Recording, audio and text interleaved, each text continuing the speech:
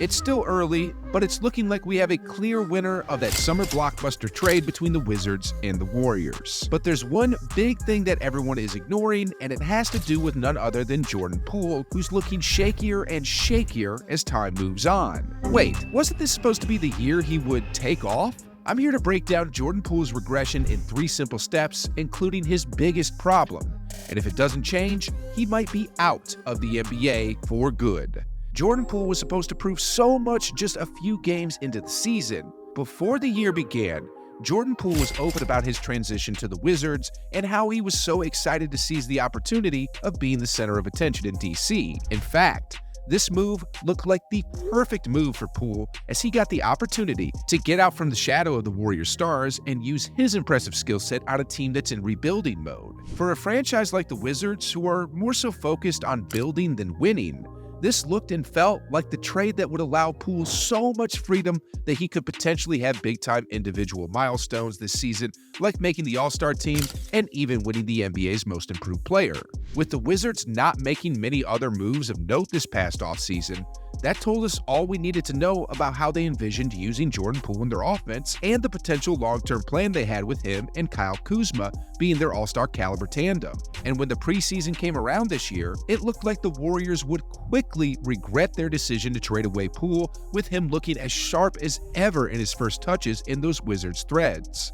I just sat back in awe when I saw this man go off in the Garden for a 40-burger in just 3 quarters. I mean, talk about being as good as advertised and showing that you maybe weren't the main reason for all the internal drama in Golden State the previous season. But before diving headfirst into that stage of the video, we have to talk about something else. Jordan Poole has hugely disappointed early in his Wizards tenure. I'll be the first to admit, hearing myself say that sounds harsh even to me, but we have to go by what we know and what the harsh reality actually is. See, we've established the fact that this season was on a platter for Jordan Poole to seize immediately. But what if I told you that Jordan Poole is playing fewer minutes than he did last year as a bench player for the Warriors? And what if I told you that he's scoring less than he did last year, even as a guy who mostly came off the bench? Hard to believe, right? I know.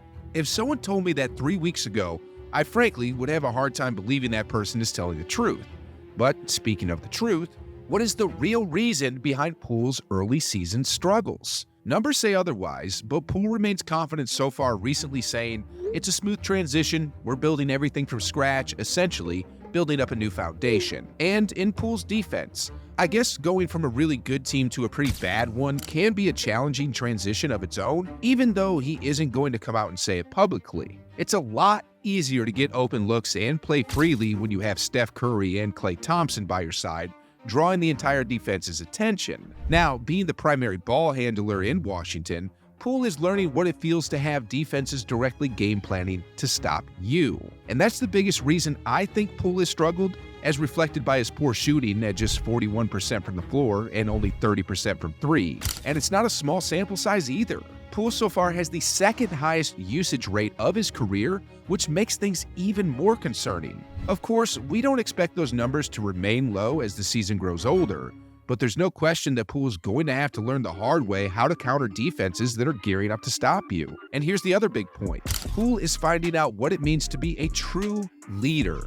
Look here, up until this point in his career, Jordan Poole has been the baby in the locker room. He's been taken care of and coddled by Steve Kerr and even Steph Curry to some extent. But now, not only does he have to facilitate and score a ton of points, he has to take on the leadership role that comes along with being the best player on the team. And for many guys in the league, they just aren't cut out to be leaders who can carry the load for the team both on and off the court. Yes, Poole wanted his own team and wanted to be the man, but I'm sure he underestimated all the other baggage that comes along with that wish of being the man. He's got his own team, but can he stand tall and be the leader? Because we saw none of that in Golden State. In fact, we saw the polar opposite of a leader. Many were calling him the problem, the distraction in the locker room, which takes us to the 3rd stage of the video and the biggest problem for Jordan Poole. His reputation is on the line, and he's feeling the pressure to live up to sky-high expectations. Now, this is the most important stage of the video, and it encapsulates why I think the end of Jordan Poole is a serious possibility. If, and only if, some of these worst-case scenarios happen. See, it was an ugly ending for Jordan Poole in Golden State. We remember all the stories about him rubbing guys the wrong way in the locker room, his tensions with Draymond Green, and how those two ruined a potentially great season for the Warriors. And even stories about the Warriors coaching staff going above and beyond to, as I said before, coddle Jordan Poole just so he didn't lash out and cause issues in the public eye.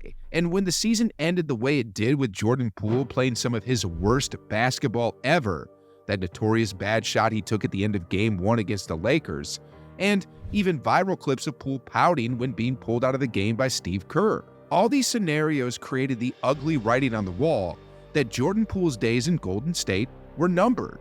It came to a point where even he said that he felt after the season that a trade was coming. It stems from people around the NBA and, of course, we fans talking about that punch all season long last year. And when the Warriors pulled the plug on Poole and sent him packing, it made him look like the bad guy and the troublemaker. So, going into this season and beyond, there was, understandably, going to be a ton of pressure on Jordan Poole to showcase himself, and rightfully so. I mean, he's been ahead of everyone in talking about how he's always wanted his own team, which makes us think that Poole feels that he can go out and become an all-star if given the situation. But if he continues to play the way he does, which even I have doubts about, what's the narrative going to be? That the Warriors finesse Jordan Poole and that he'll never be anything without the Dubs? Do you think Poole wants that narrative to dog him his entire career? No, right? So, you can begin to see why he might be playing with those butterflies in his stomach, because he feels the huge pressure of playing at a level that exceeds everyone's expectations. And that, my friends, is no easy task. But that's only one side of the equation. The other side, it's living up to the pressure and expectation of being a savior of a franchise. I mean, that's like putting someone in an MJ, LeBron, even a Steph Curry context. Serious question, guys. How many guys in the league, forget meeting those expectations, how many guys want those expectations? No, I'm not saying that the Wizards are trying to make Poole their MJ or LeBron, or at least that's what we think. But to figure that franchise is trading for you as their splash move for a rebuilding franchise kinda gives you that feeling. These guys are expecting me to be the center of their universe. These two things, from what happened last season and what's transpiring right now, are the two biggest problems for Jordan Poole. But here's my last point. Not all problems are a one-way street, because Jordan Poole could literally shut all the haters and the naysayers up by averaging 25 points per game, making the All-Star team, and by just getting the Wizards to the playoffs. The narrative won't just switch to Jordan Poole being one of the NBA's best young players again. It'll be about the Warriors messing up badly for trading him and choosing him over the aging Chris Paul. Man, wouldn't Poole love to rub that in Golden State's face. I'm not into the prediction business, and nor am I jumping to conclusions, but this season could potentially be make or break for the young Jordan Poole, who's desperately hoping to rewrite the entire narrative about the Warriors trade and his reputation. He's got the keys to his own basketball team now and is in the nation's capital. The spotlight is on. How do you think Jordan Poole will respond this season? And do you think he's feeling the pressure of being the face of a franchise?